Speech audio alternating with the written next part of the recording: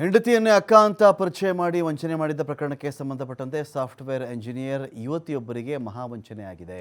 ಕೋಟ್ಯಂತರ ರೂಪಾಯಿ ವಂಚನೆ ಮಾಡಿದ್ದ ಆರೋಪಿಯನ್ನು ಅರೆಸ್ಟ್ ಮಾಡಲಾಗಿದೆ. ಆರೋಪಿ ವಿಜಯ್ ರಾಜ್ ಗೌಡನನ್ನು ಕೆಂಗೇರಿ ಪೊಲೀಸರು ಅರೆಸ್ಟ್ ಮಾಡಿದ್ದಾರೆ. ಕಥೆ ಕಟ್ಟಿಬಿಟ್ಟು ಕೋಟಿ ವಂಚನೆ ಮಾಡಿರ್ತಕ್ಕಂಥ ಕೇಸಿದು.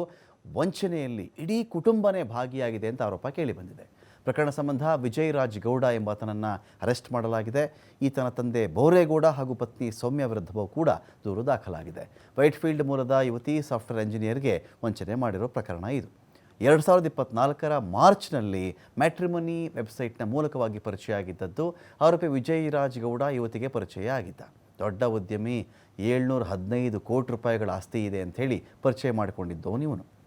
ಯುವತಿಯನ್ನು ಮದುವೆ ಆಗುವುದಾಗಿ ನಂಬಿಸಿದ್ದ ಕೂಡ ತನ್ನ ಪತ್ನಿ ಸೌಮ್ಯಾಳನ್ನು ತನ್ನ ಅಕ್ಕ ಅಂತ ಪರಿಚಯ ಮಾಡಿಸ್ಬಿಟ್ಟಿದ್ದ ಈ ಆರೋಪಿ ವಿಜಯ್. ಆಸ್ತಿ ಸಂಬಂಧ ಇಡಿ ಕೇಸ್ ದಾಖಲಾಗಿದ್ದು, ಬ್ಯಾಂಕ್ ಖಾತೆ ಫ್ರೀಸ್ ಆಗಿದೆ ಅಂತ ಕತೆ ಕಟ್ಟಿ ಹಂತವಾಗಿ ಯುವತಿ ಹಾಗೂ ಆಕೆಯ ಸ್ನೇಹಿತರು, ಸಂಬಂಧಿಕರಿಂದ ಒಟ್ಟು 1.25 ಕೋಟಿ ರೂಪಾಯಿಗಿಂತ ಹೆಚ್ಚಿನ ಹಣವನ್ನು ಇವನು ತೆಗೆದುಕೊಂಡು ವಂಚನೆ ಮಾಡಿದಂಥ ಆರೋಪ ಇವನ ಮೇಲೆ ಇದೆ.